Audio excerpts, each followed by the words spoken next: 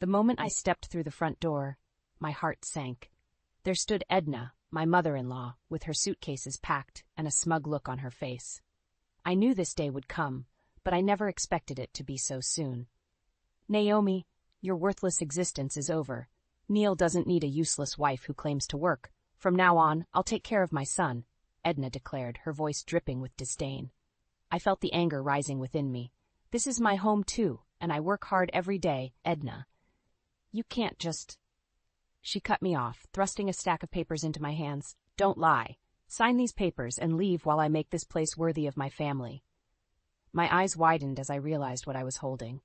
Divorce papers, supposedly signed by Neil. The betrayal stung like 1,000 needles, piercing my heart. How could he do this to me after all these years? I looked up at Edna, her eyes gleaming with triumph. She had always resented me, viewing me as an obstacle to her son's success. Now she had finally found a way to get rid of me. But I refused to let her see me crumble. With a steady hand, I signed the papers, my signature a declaration of my resolve. I would not let this defeat me. I would start anew, free from the toxicity that had plagued my life for far too long. As I gathered my belongings, memories of happier times flooded my mind. Neil and I had once been so in love, supporting each other's dreams and ambitions. He had encouraged my freelance writing career, and I had been his rock as he pursued his own passions. But somewhere along the way, things had changed. Neil's writing career stagnated, and he began to indulge his parents' delusions of grandeur. The loving husband I once knew had become a stranger, a mere puppet in his family's twisted play. I pushed the memories aside, focusing on the present. I had to find a new place to live, to rebuild my life on my own terms. It wouldn't be easy, but I knew I had the strength within me to overcome this challenge.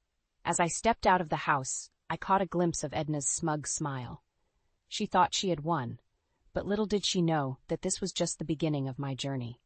I would prove to her, to Neil, and to myself that I was more than just a useless wife.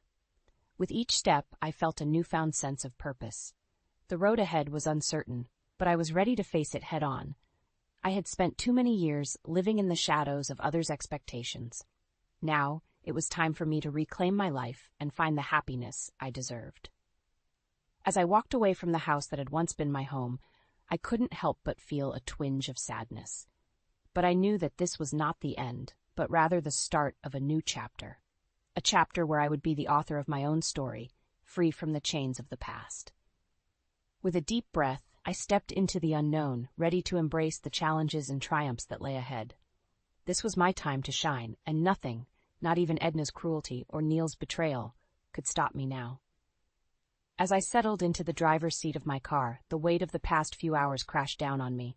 I gripped the steering wheel, my knuckles turning white as I fought back the tears that threatened to spill. How had it come to this? How had the love Neil and I once shared turned into such a bitter, twisted mess? Memories of our early days together flooded my mind. I remembered the way Neil's eyes sparkled when he talked about his writing, the passion in his voice as he shared his dreams with me. I had been his biggest supporter, encouraging him to pursue his craft while I worked tirelessly to build my own freelance career.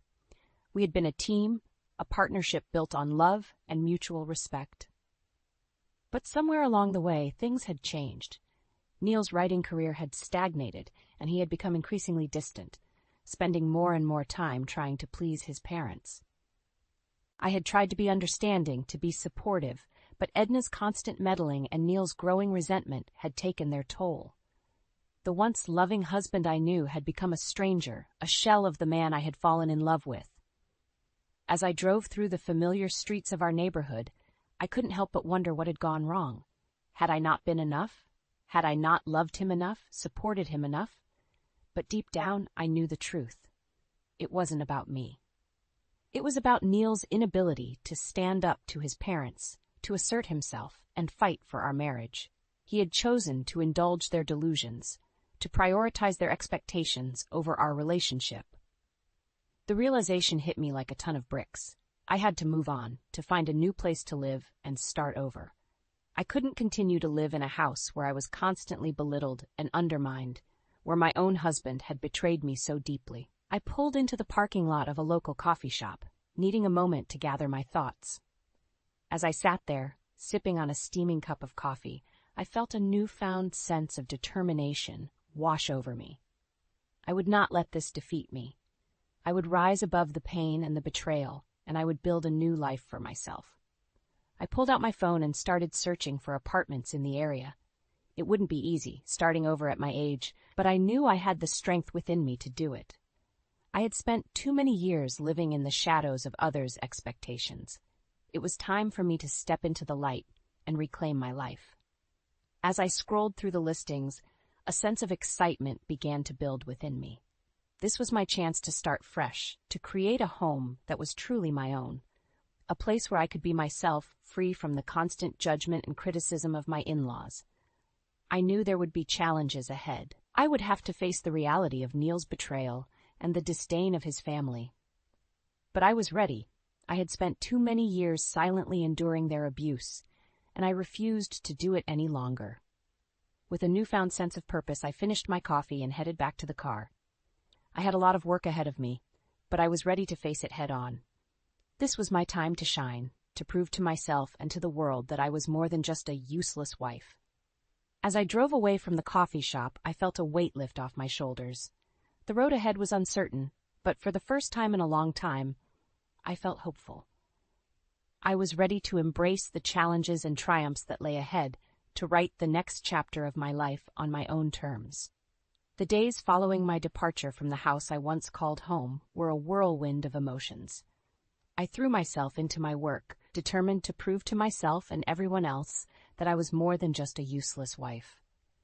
But even as I poured my heart and soul into my freelance projects, I couldn't escape the constant barrage of insults and passive-aggressive behavior from Edna and Neil. Every family gathering became a battlefield, with Edna taking every opportunity to publicly humiliate me. She would make snide comments about my work, my appearance, and my supposed lack of contribution to the family. Neil, ever the dutiful son, would sit silently by, never once coming to my defense. I remember one particularly painful incident at a family dinner. Edna had invited everyone over to celebrate Neil's supposed writing success, and I had reluctantly agreed to attend. As we sat around the table, Edna began to regale the family with tales of Neil's literary prowess, painting him as a rising star in the publishing world. I knew it was all a lie, but I bit my tongue, not wanting to cause a scene. But Edna wasn't content to simply praise her son. She turned to me, a cruel smile playing on her lips, and said, "And what about you, Naomi? What have you accomplished lately? Still playing at being a writer?" The table fell silent, and I felt all eyes on me. I wanted to scream, to tell them all the truth about Neil's failures and Edna's manipulation, but I remained stoically silent, refusing to give her the satisfaction of seeing me break. Instead, I excused myself from the table and stepped outside, taking deep breaths to calm my racing heart. It was in that moment that I realized I couldn't continue to live this way. I had to leave, to find a way out of this toxic environment before it destroyed me completely. Later that evening, I found myself confiding in my daughter, Clara. She had always been my rock, my confidante, and I knew I could trust her with my deepest fears and doubts. As we sat together on the couch, I poured out my heart to her, telling her about the constant insults, the passive-aggressive behavior, and the suffocating control Edna had over our lives. Clara listened patiently, her eyes filled with concern and love. When I finished, she took my hand in hers and said, "Mom, you deserve so much better than this. You are a strong, talented, and amazing woman, and you don't need to put up with their abuse any longer." Her words hit me like a lightning bolt, and I felt a sudden surge of clarity wash over me. She was right. I had spent too many years silently enduring their mistreatment, and it was time for me to take a stand. I had to value myself, to recognize my own worth, and to prepare for a life without Neil and his toxic family. With Clara's encouragement ringing in my ears, I began to make plans. I started secretly searching for apartments, determined to find a place where I could start fresh and rebuild my life on my own terms. I knew it wouldn't be easy, but I was ready to face the challenges head-on. As I lay in bed that night, I felt a sense of peace wash over me. For the first time in a long time, I felt hopeful about the future. I knew that leaving Neil and his family would be painful, but I also knew that it was necessary. I had to prioritize my own well-being, to reclaim the respect and autonomy that had been stripped away from me for so long. With a newfound sense of purpose, I closed my eyes and drifted off to sleep, dreaming of a future where I was free from the chains of my past, ready to embrace the possibilities that lay ahead. With newfound determination, I began to put my plan into action. I started covertly searching for apartments, scouring online listings, and making discreet calls to potential landlords. I knew I had to be careful, as any hint of my intentions would surely be met with swift retribution from Edna and Neil. As I searched, I also began to discreetly pack my belongings. I started with small, inconspicuous items. A few books here, a piece of jewelry there. I tucked them away in hidden corners of the house, slowly building a secret stash of my most treasured possessions. But even as I worked towards my escape, the tension at home continued to escalate. Neil, ever the dutiful son, seemed to be under increasing pressure from his parents to maintain the illusion of his success. He began to siphon money from our joint accounts, claiming it was for shared expenses, but I knew better. I remember one particularly heated argument we had over finances. I had confronted him about the missing money, demanding to know where it had gone. He had the audacity to look me in the eye and lie, claiming it was for a business investment that would pay off tenfold. I saw right through his deceit, and I felt a surge of anger course through my veins. How dare he continue to manipulate and deceive me, even as I was planning my escape from this toxic environment? But I refused to let my anger consume me.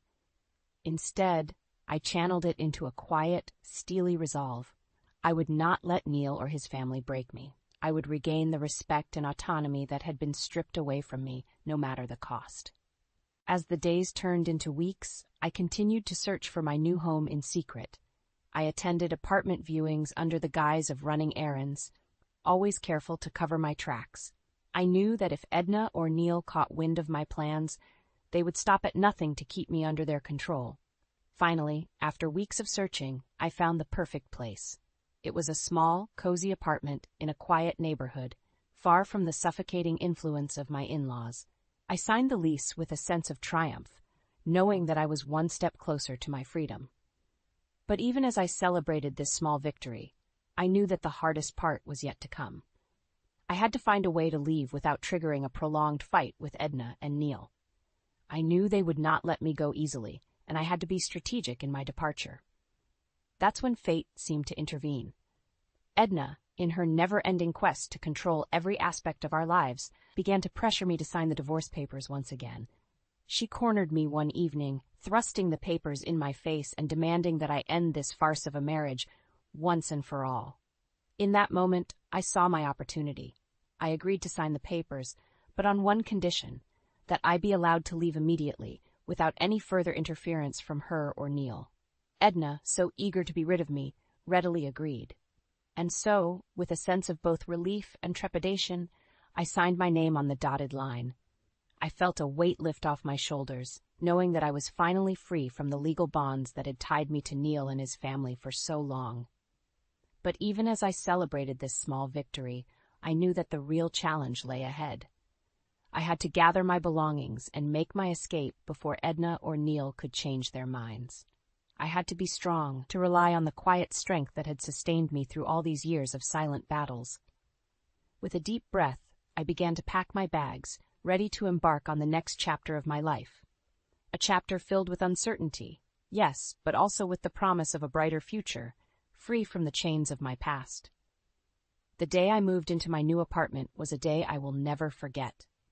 As I stepped over the threshold, a wave of relief washed over me, so powerful that it nearly brought me to my knees. For the first time in years, I felt like I could breathe again, like the weight of the world had been lifted from my shoulders. I took a moment to simply stand there, taking in my new surroundings. The apartment was small, but it was mine. Every inch of it represented a new beginning, a chance to start over and rebuild my life on my own terms. As I began to unpack my belongings, I felt a newfound burst of creativity coursing through my veins. Ideas for new writing projects flooded my mind, and I found myself itching to sit down at my desk and put pen to paper.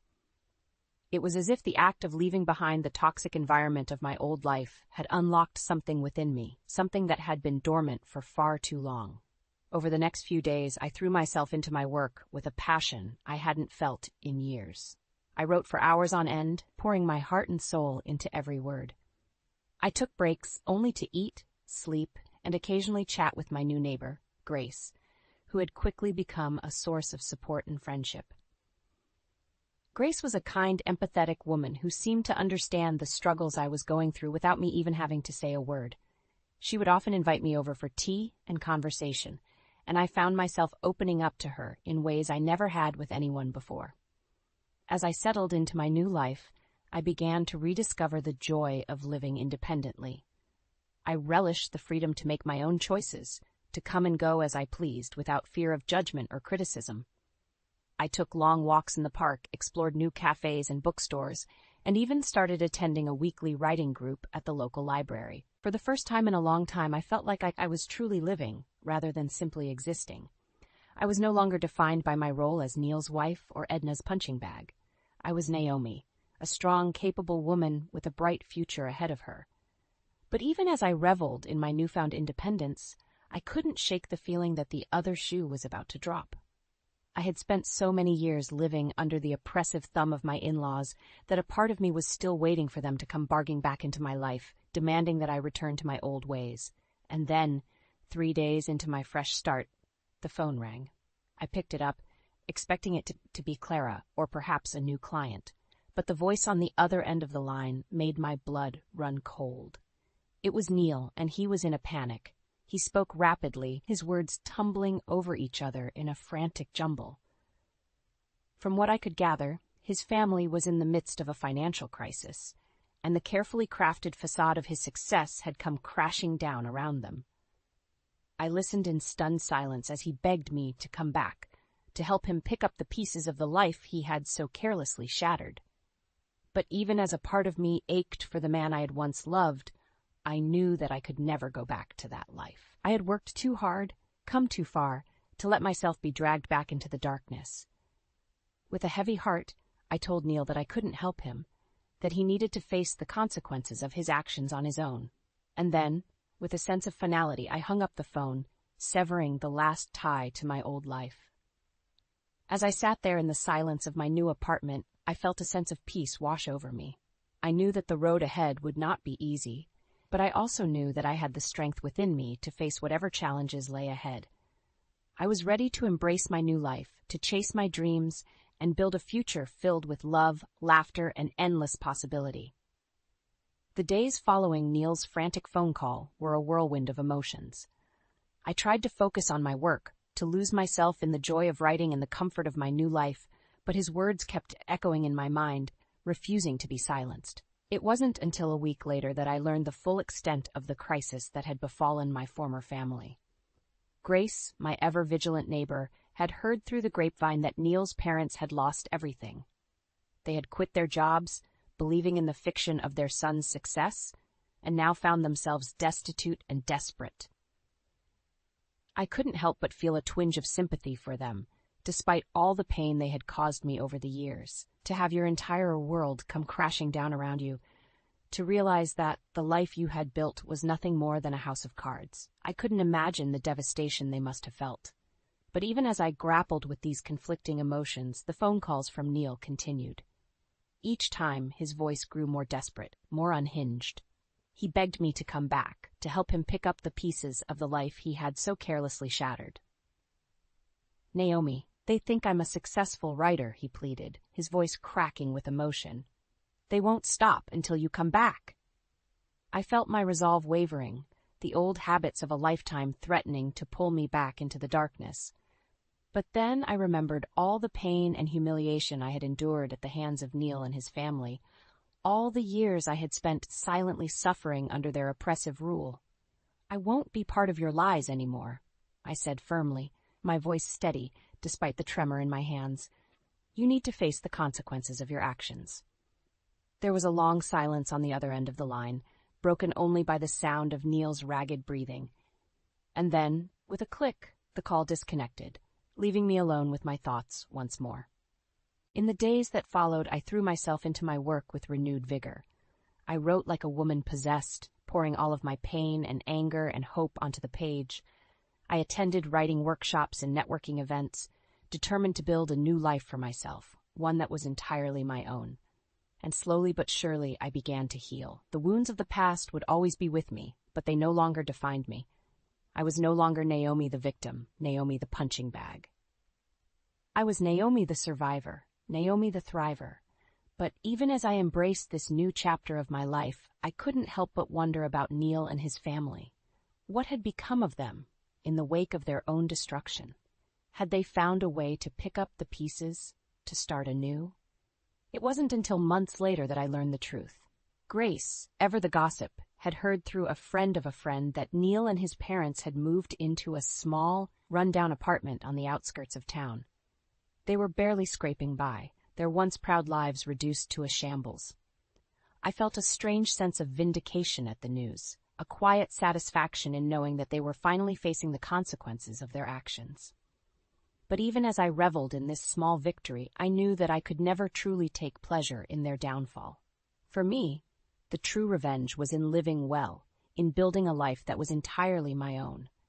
And so, with a sense of peace and purpose, I cut off all ties to my old life, embracing the freedom and independence that I had fought so hard to achieve. As I sat at my desk, surrounded by the trappings of my new life, I felt a sense of pride and accomplishment wash over me.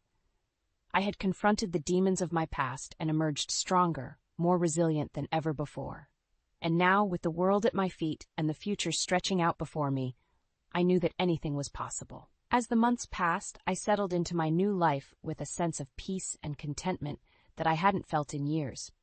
My writing flourished, and I found myself surrounded by a growing circle of friends and colleagues who appreciated me for who I was, rather than what I could do for them. But even as I reveled in my newfound freedom, I couldn't help but wonder about Neil and his family. What had become of them in the wake of their own destruction? Had they found a way to rebuild their lives, or were they still struggling to pick up the pieces? It wasn't until I ran into Grace at the local market that I finally got some answers. She pulled me aside, her eyes wide with a mix of excitement and disbelief. "You'll never guess what I heard," she whispered conspiratorially. "Apparently, Neil and his parents have moved into a tiny apartment on the other side of town. They're barely scraping by, and the whole neighborhood is talking about it." I felt a strange sense of vindication wash over me, a quiet satisfaction in knowing that they were finally facing the consequences of their actions. But even as I processed this news, I couldn't help but feel a twinge of sympathy for them. "I heard that Edna and Tom are constantly fighting," Grace continued, her voice lowering even further. "And Neil, well, let's just say he's not handling the pressure very well." I nodded, unsurprised by this revelation. Neil had always been weak-willed, easily swayed by the opinions of others. It was no wonder that he was struggling to cope with the weight of his own lies. Over the next few weeks, I found myself thinking more and more about my former family. I couldn't help but wonder what they were going through, how they were coping with the reality of their own downfall. But even as I grappled with these conflicting emotions, I knew that I couldn't let myself get pulled back into their toxic orbit. I had worked too hard, come too far to let them drag me back down into the darkness. And so, with a sense of resolve, I made a conscious decision to focus on my own future, to pour all of my energy into building the life that I had always dreamed of. I threw myself into my writing, attending workshops and conferences, networking with other professionals in my field. Slowly but surely, my hard work began to pay off. My freelance business took off, and I found myself inundated with new clients and projects. I even started to gain recognition in my field, with my work being featured in prominent publications and online forums. But even as I celebrated these successes, I never lost sight of the lessons I had learned from my past. I knew that true happiness and fulfillment came not from external validation, but from a deep sense of self-worth and purpose. And so I continued to focus on my own growth and development, both personally and professionally. I traveled, explored new hobbies and interests, and surrounded myself with people who lifted me up and supported my dreams. As the years passed, I found myself looking back on my journey with a sense of pride and accomplishment. I had faced some of the darkest moments of my life, but I had emerged stronger, more resilient than ever before. And while I knew that I would never forget the pain and betrayal of my past, I also knew that I had found a way to move forward, to build a life that was entirely my own. In the end, that was the true vindication, not in seeing Neil and his family suffer, but in knowing that I had triumphed over adversity, that I had found the strength and courage to create a future filled with love, laughter, and endless possibility. And as I looked out over the horizon, I knew that whatever challenges lay ahead, I would face them with the same resilience and determination that had brought me this far. For I was Naomi, a survivor, a thriver, and nothing could stop me now. As the years passed, I found myself reflecting more and more on the journey that had brought me to this point. It had been a long and difficult road, filled with pain and heartache, but also with moments of incredible joy and self-discovery. I thought back to those early days when I had first met Neil and fallen head over heels in love. We had been so young then, so full of hope and promise. I had truly believed that we would spend the rest of our lives together, building a future filled with love and laughter. But life had a way of throwing curveballs, and our marriage had slowly crumbled under the weight of Neil's lies and his family's toxic influence. I had spent years silently enduring their abuse, convinced that I was somehow to blame for their behavior. It wasn't until I found the strength to leave, to strike out on my own, and build a new life, that I realized just how much I had been holding myself back. Freed from the chains of my past, I had flourished in ways I never thought possible. My writing career had taken off, and I found myself in demand as a freelance editor and consultant. I traveled the world, exploring new cultures and immersing myself in the beauty and diversity of life. But even as I celebrated these successes, I never lost sight of what truly mattered.